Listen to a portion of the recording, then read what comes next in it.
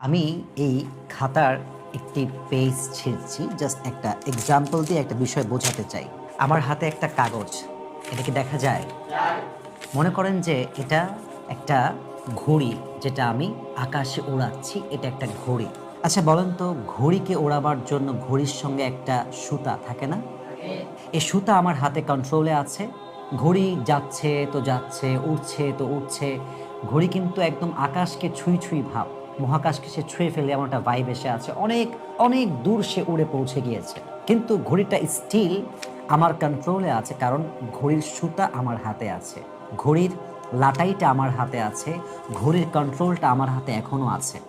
ঘড়ি যদি উঠতে উঠতে দাবি করে যে তুমি আমাকে বেঁধে রেখেছো কেন, আমি উঠতে চাই, আমি স্বাধীনভাবে উঠতে চাই, তুমি তোমার হাতের সুতাটা কেটে দাও। আমি যদি এখন ঘড়ির যে সুতাটা আছে, স্ট্রিংটা আছে, এটাকে কেটে দেই দাঁত দিয়ে কিংবা কেচে দিয়ে, ঘড়ি কিন্তু আকাশে উড়বে। কতক্ষণ পর্যন্ত উড়বে? যতক্ষণ পর্যন্ত বাতাস প্রবাহিত হবে। বাতাসের স্রোত যখন পাল্টে যাবে, দেখবেন ঘড়িটা, যখন কোনো ঘড়ির সুতা ছিঁড়ে যায়, দেখবেন ঘড়িটা আকাশে উঠতে উঠতে উঠতে উঠতে একটা লেভেলে গিয়ে নিচে পড়ে যায়। এবং এই ঘড়িকে ধরার জন্য আশেপাশের মানুষগুলো, বাচ্চাগুলো, যুবকগুলো হুমড়ি খেয়ে পড়ে। যে যেমনভাবে পারে কেড়ে নেয়, কেউ ছিঁড়ে দেয়। ঘড়িটা যখনই নিচে পড়ে যায়, বাস সেই মুহূর্তে ঘড়ির হায়াত শেষ, ঘড়ি শেষ হয়ে গেল, ঘড়ি নষ্ট হয়ে গেল। কারণ কি?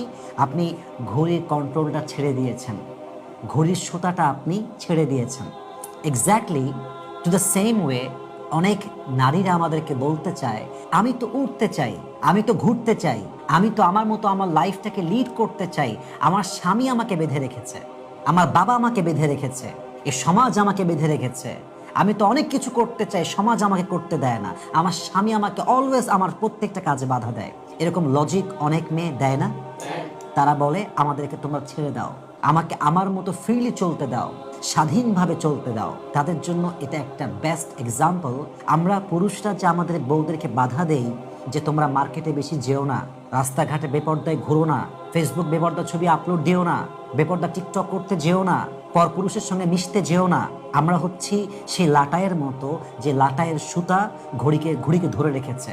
কারণ একজন পুরুষই জানে যে একজন পুরুষ অন্য নারীকে কোন চোখে দেখে। আপনি কি কখনো আপনার বোনকে বাহিরের পুরুষের সঙ্গে প্রেম করতে দিবেন? আপনি কি কখনো আপনার বোনকে সহজে আপনার বন্ধুর সঙ্গে বিয়ে দিবেন? কারণ আপনি জানেন যে পুরুষ আসলে কি চিন্তা করে, কারণ আপনি নিজেও একজন পুরুষ।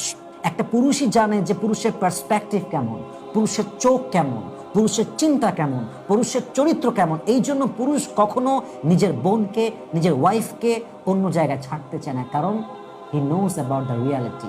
সে বাস্তবতা বোঝে।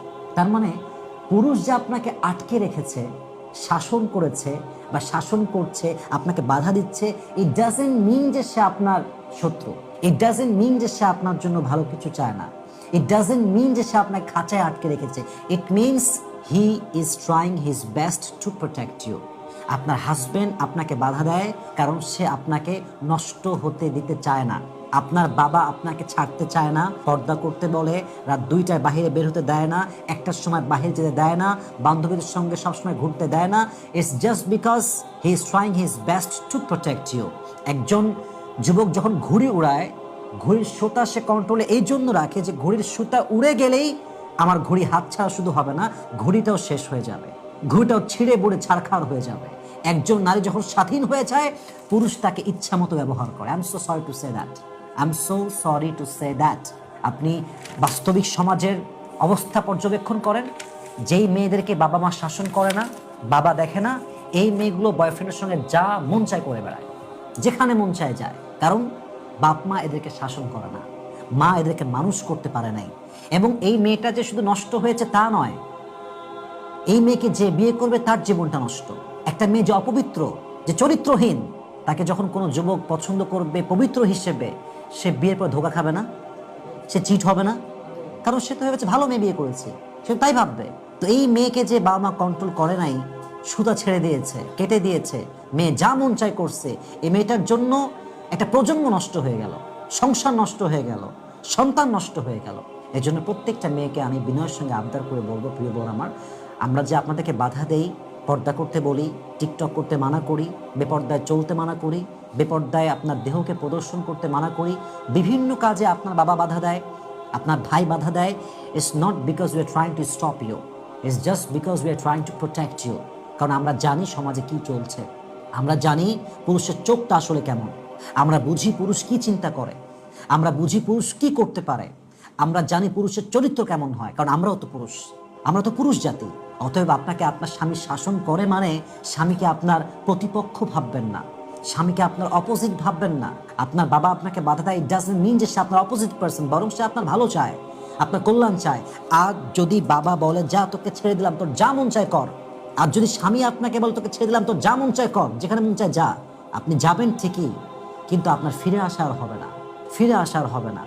স্বামী বাদ দিয়ে যে পুরুষকে আপনার ভালো লাগে, যে সেই পুরুষ আপনাকে অ্যাপ্রিসিয়েট করে, প্রশংসা করে, আপনাকে স্বাধীনভাবে চলতে দেওয়ার আপনাকে মানে উদ্বুদ্ধ করে যে তুমি আমার সঙ্গে থাকলে স্বাধীন, তোমাকে আমি এই করবো না, বাধা দিব না, ওইটা করবো না, খুব হ্যাপি লাগে। মাথায় রাখবেন, স্বামী ছাড়া যত পুরুষ আপনার সঙ্গে, একদম সোজা বাংলায় বলছি, একদম জবান কেটেই বলছি, স্বামী ছাড়া যত পুরুষ আপনাকে আলগা পিরিত দেখায়, আলগা ভালোবাসা দেখায়, মায়া দেখায়, অ্যাপ্রিসিয়েশন দেখায়, খুব প্রশংসা করে, খুব অ্যাপ্রিসিয়েট করে, মাথায় রাখবেন শিয়াল মুরগি খাওয়ার আগ পর্যন্ত বিনয়ী থাকে, যতক্ষণ পর্যন্ত মুরগি তার বসে না আসে। একজন বিবাহিতা নারীকে কখনো পুরুষ মন থেকে ভালোবাসে না, স্বার্থ থাকে। এবং কি স্বার্থ থাকে এটা বলার মতো প্রয়োজন আমি মনে করছি না, এটা সবাই বোঝে। আপনার স্বামী হচ্ছে আপনার আসল জায়গা, আপনার স্বামী হচ্ছে আপনার আসল ভালোবাসার জায়গা। অতএব স্বামী বাধা দেয় মানে আপনার স্বামী আপনার অপোজিট কেউ নয়, বরং হি ইজ ইউর ওয়েল উইশার।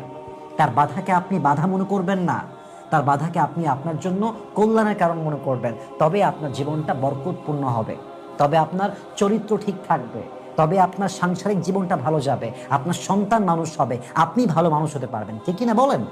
এজন্য প্রত্যেকটা মা বোনকে বলবো, পুরুষের বাধা দেওয়াকে আপনার জন্য কখনো বড় কোনো বাধা মনে করবেন না, এটা আপনার জন্য কল্যাণ মনে করবেন। এটা নিয়ে বিরুদ্ধাচারণ করবেন না, রেসপেক্ট করে, উইথ ডিউ রেসপেক্ট স্বামী যা বলবে মানার চেষ্টা করবেন। দেখবেন আপনার দুনিয়াও সুখ হবে, আপনার আখিরাতেও সুখ হবে।